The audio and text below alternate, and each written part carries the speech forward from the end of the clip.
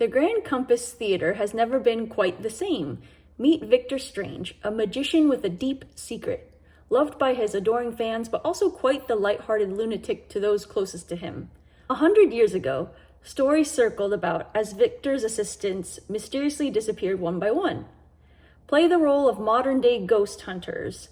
Equip yourselves with specialized tools to find out what really happened to Victor and his stage assistants.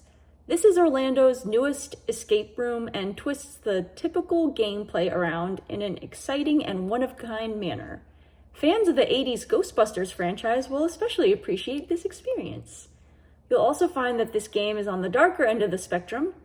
It's intended to be a thriller filled with suspense and surprise. We especially want to know if this is the kind of game you like to see from us. Hello! It's Saturday, November 21st, 2020. Paul and I are on our way to yet another escape room. We're going to the Escape Effect to play a special preview game. This game is 90 minutes long, and it is a special preview of a game that they have coming up.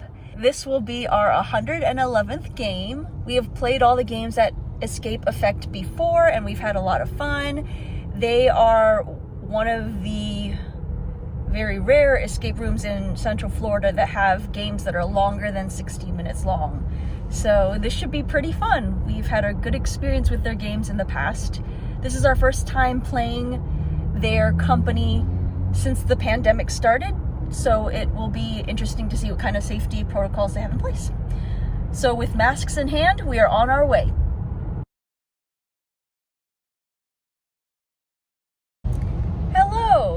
So we played the game, which was a special preview, so it doesn't actually officially have a name yet. We did not escape, and thankfully our game guide was kind enough, seeing as how close we were to solving the game, she gave us some extra time, so that was really nice. This new room took place in the same room and setting as Encore, which is actually one of my favorite games at the Escape Effect.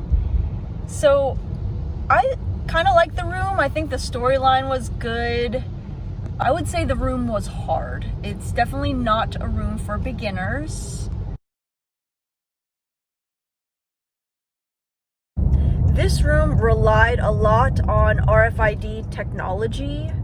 The room takes place in the dark.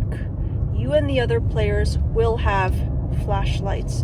So if your visibility is just not great in low lighting, you may have to consider this, but they will accommodate, like, if the audio in the room is too loud or the lighting is too dark, they can adjust that for you, and they will tell you that in the beginning of the game. I would be very patient, because there's a lot of elements of this game where you have to wait for things to stop playing before you can move on to other parts of the game.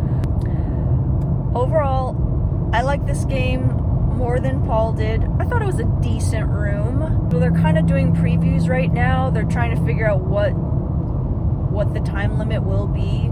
I think 90 minutes might have been... It might be good for if there's multiple players in the room. Otherwise, I think it's almost like... It might make a really good 2-hour room. But again, since we played just the two of us, it might have been hard to get that, 90 minutes.